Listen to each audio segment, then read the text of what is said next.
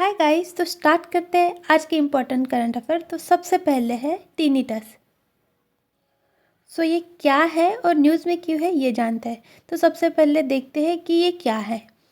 ये ऐसा आवाज़ होता है, कोई वाइब्रेशन, कोई रिंग, कभी कभी ना कानों में ऐसे अलग से सुनाई आती है। वो सिर्फ आपको ही सुनाई आती है, किसी और को नहीं। वो हो जाता है टिनिटस। ये देखिए, ये कान में झंझनाहट सी होंगी या फिर कुछ अलग सा लगेगा। उन सब कंडीशन को ही ना टिनिटस बोलते हैं। देखिए, ये न्यूज़ में क्यों है ये देखते हैं। आईआईटी बॉम्बे के जो रिसर्चर्स हैं ना, उन्होंने एक अफोर्डेबल डिवाइस बनाया है डायग्नोस और मैनेज करने के लिए टिनिटस। तो ये क्या है, ये एक परसेप्शन ऑफ साउंड है जो कि किसी एक्सटर्नल सोर्स से आता है और ना सिर्फ किसी इंडिविजुअल को ही सुनाई देता है, यानी हमको ही कभी कभी सुनाई देता है। और इसके कॉज क्या है देखिए, एज रिलेटेड हियरिंग लॉस, या फिर ना कान में कुछ इंजरी हो जाती है, या फिर ना सर्कुलेटरी सिस्टम में प्रॉब्लम आती है। ये सब हो जाते हैं इसके कॉज। देखिए, सिम्टम्स क्या है। सिम्टम्स ये है, स्लीप में डिस्टर्बेंस होता है, डिप्रेशन, एंजाइटी, इरिटेबिलिटी, या फिर ना मेंटल हेल्थ को और सोशल लाइफ को भी इम्पैक्ट होता है। और कोई ऐसे नॉइज़ करते रहा, जैसे बजिंग हो गया, कोई चिल्ला रहा है, कोई फ़ोटो क्लिक कर रहा है, तो उससे भी ना हमें चिड़चिड़ाहट मचती है। तो वो हो जाते हैं सब सिम्टम्स। तो देखिए, इसका ट्रीटमेंट क्या है। वही हियरिंग एड्स डिवाइसेस या फिर साउंड मास्किंग डिवाइसेस, मेडिसिन लेना पड़ता है, या फिर सीखना पड़ता है ये जो साउंड आ रहा है उसे कोप अप कैसे करें, उसे डील कैसे करें। ये सब हो जाते हैं ट्रीटमेंट। नेक्स्ट है हमारा सेंट्रल ग्राउंड वाटर बोर्ड। देखिए, न्यूज़ में क्यों है। तो देखिए, अकॉर्डिंग टू इस रिपोर्ट जो कि सेंट्रल ग्राउंड वाटर बोर्ड ने निकाला है, जैसे 2017 में 359 डिस्ट्रिक्ट थे, वो अभी 440 डिस्ट्रिक्ट हो गए 2023 में, जहाँ ना एक्सेसिव नाइट्रेट की कंटेंट है उनके ग्राउंड वाटर में। तो ना इस बॉडी के बारे में जानते हैं। ये एक मल्टीडिसिप्लिनरी साइंटिफिक ऑर्गेनाइजेशन है जो कि आता है department of water resource, river development and Ganga rejuvenation के अंदर में, और वो सब आता है मिनिस्ट्री ऑफ जल शक्ति के अंदर में।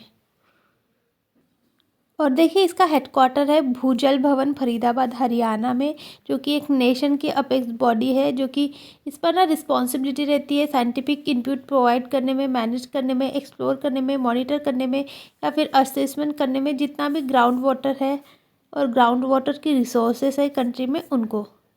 देखिए, ग्राउंड वाटर में नाइट्रेट कहाँ से आता है। डेयरी से आता है, लैंडफिल से आता है, सेप्टिक टैंक से आता है, या जितना भी नाइट्रोजनस फर्टिलाइजर यानी काउडंग वगैरह, एनिमल वेस्ट, या फिर स्लॉटर हाउस से आता है। ये सब ना नाइट्रेट के सोर्स हो गए और ये सब ही ग्राउंड वाटर में मिलते हैं।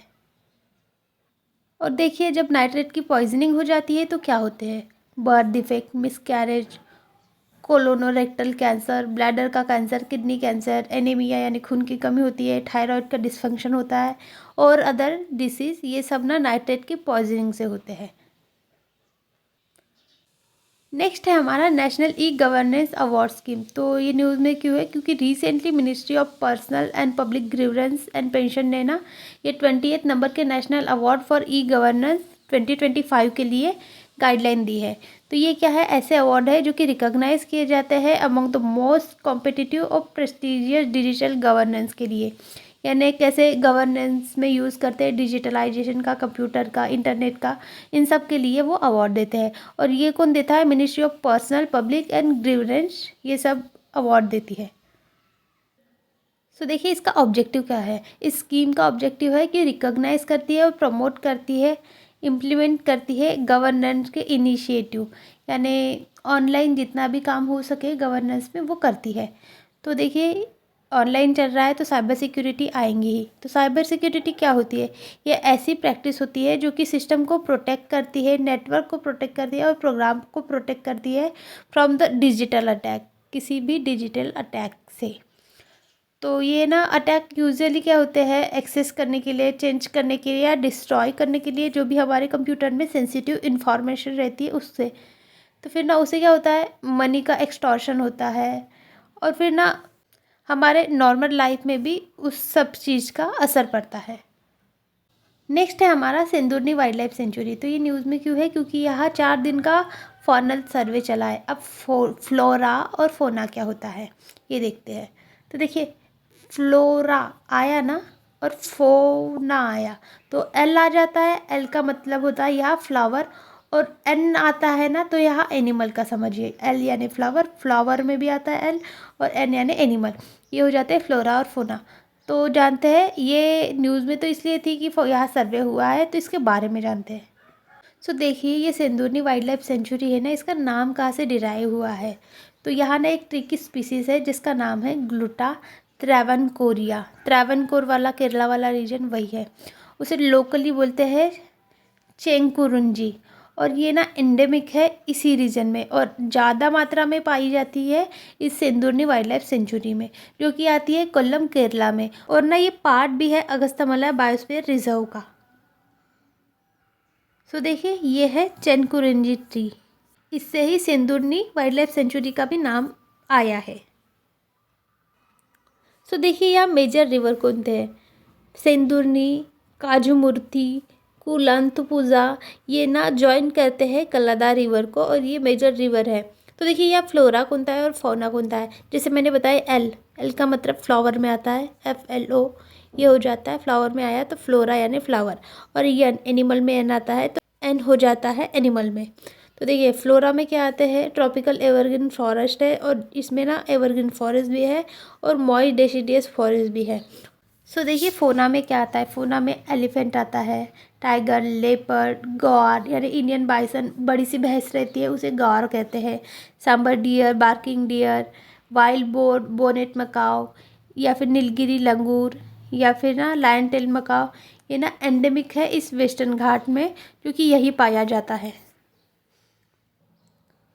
और देखिए यहाँ ना 200 से ज़्यादा बर्ड की भी स्पीसीज है, जिसमें आ जाता है Indian hornbill, Malabar pied hornbill, grey headed बुलबुल, वाइट बेली ट्रिपी, और various species of would picker, fly catcher, Raptor, ये सब बर्ड यहाँ पाए जाते हैं। नेक्स्ट है हमारा स्टेलारिया बेंगालेंसिस। तो ये न्यूज़ में क्यों है, क्योंकि रिसर्चर्स है जो कि centre for advance studies botany के और नॉर्थ ईस्टर्न हिल यूनिवर्सिटी के, उन्होंने डिस्कवर किया है न्यू प्लांट का स्पीसीज, उसका नाम दिया है स्टेलेरिया बेंगालेंसिस।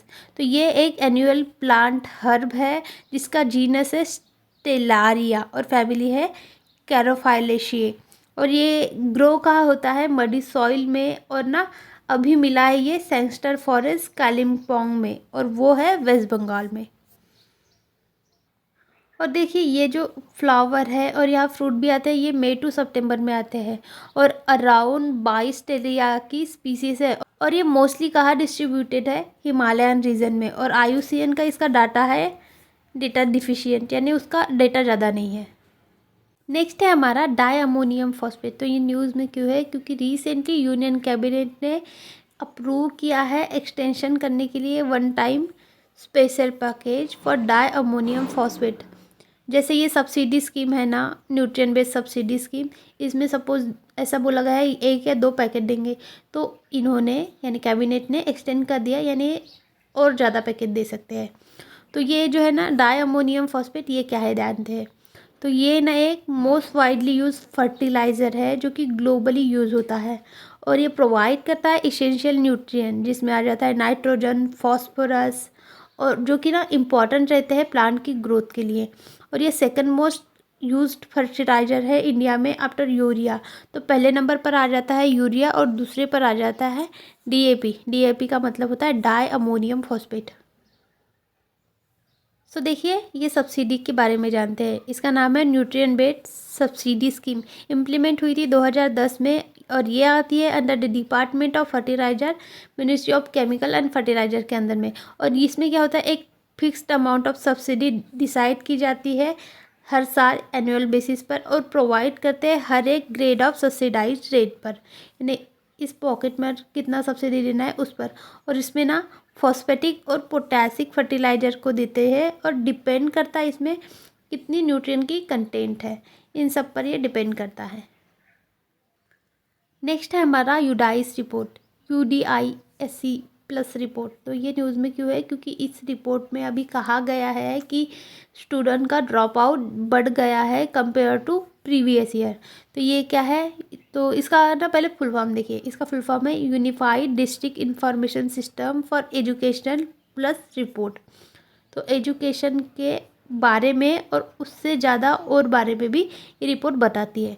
तो ये क्या है, एक लार्जेस्ट मैनेजमेंट इंफॉर्मेशन सिस्टम है जो कि इनिशिएटेड किया गया है department of school education and literacy के द्वारा, जो कि आता है मिनिस्ट्री ऑफ एजुकेशन के अंदर में। ये ना कवर करता है जितने भी यानी 14.72 लाख स्कूल है ना, उनमें 98.08 लाख टीचर और 24.80 करोड़ चिल्ड्रन, इन सब को कवर करता है ये। सो देखिए ये यूडीआई प्लस ये क्या है, ये एक ऑनलाइन पोर्टल है जो कि क्रिएट की गई है डाटा को रिकॉर्ड करने के लिए। डाटा कैसे, स्कूल से related teacher, enrolment, infrastructure etcetera data. और ये ना सभी गवर्नमेंट रिकॉग्नाइज स्कूल में ये सब प्रोवाइड किया जाता है। नेक्स्ट और लास्ट है हमारा टोबैको बोर्ड ऑफ इंडिया। तो ये न्यूज़ में क्यों है, क्योंकि ये जो टोबैको बोर्ड ऑफ इंडिया है ना, इन्होंने ना सेवरल स्ट्रैटेजिक एक्टिविटी ली है जो कि इंश्योर करने वाली है सस्टेनेबिलिटी और ग्रोथ टोबैको इंडस्ट्री में। तो ये क्या है, ये एक स्टैट्यूटरी बॉडी है जो कि इस्टेब्लिश हुई थी 1 जनवरी 1976 में। और कौन से एक्ट के द्वारा प्रस्तुत हुई थी, ये टोबैको बोर्ड एक्ट 1975 का। हेडक्वार्टर है इसका गुंटूर आंध्र प्रदेश में, और यह आती है ministry of commerce and industries के अंदर में। सो देखिए ये जो बॉडी है ना, ये हेड करते हैं चेयरमैन जो कि रिस्पॉन्सिबल रहते हैं डेवलपमेंट करने के लिए टोबैको इंडस्ट्रीज़ की। तो जानते हैं इंडिया की टोबैको इंडस्ट्री, इंडिया की टोबैको इंडस्ट्री ना सेकेंड लार्जेस्ट है प्रोड्यूसर इंडिया टोबैको का वर्ल्ड में, आफ्टर चाइना। यानी चाइना पहले नंबर पर टोबैको बनाता है, फिर सेकेंड नंबर पर इंडिया आ जाता है। और इंडिया 4th लार्जेस्ट प्रोड्यूसर भी है एफसीवी टोबैको वर्ल्ड में, आफ्टर चाइना, ब्राज़ील और जिम्बाब्वे। और ना सेकेंड लार्जेस्ट एक्सपोर्टर भी है आफ्टर ब्राज़ील, यानी ब्राज़ील सबसे ज़्यादा एक्सपोर्ट करता है टोबैको, सेकेंड नंबर पर हम है यानी इंडिया है। तो देखिए टोबैको में क्या रहता है, निकोटीन। और निकोटीन क्या है, ये एक ऐसा सब्सटेंस है, एक प्लांट से आने वाली पत्तियाँ रहते हैं गाइस ये, जो कि वाइडली यूज़ होती है स्टिमुलेंट और एंग्जियोलाइटिक के लिए, यानी नशे करने के लिए। और ये ना ऐसा जाना जाता है कि ये एक फार्मास्यूटिकल ड्रग भी है, और यूज़ होती है स्मोकिंग सेसेशन करने के लिए, जो कि इनका विड्रॉवल सिम्टम्स रहता है। यानी बस कोई टेंशन आए तो तम्बाकू या दारू पी लो, इनसे पूरी टेंशन भाग जाती है, according to all the people who used nicotine और तम्बाकू। So that's it guys, thank you so much for watching. Video अच्छा लगा होगा तो please like share subscribe and follow for more.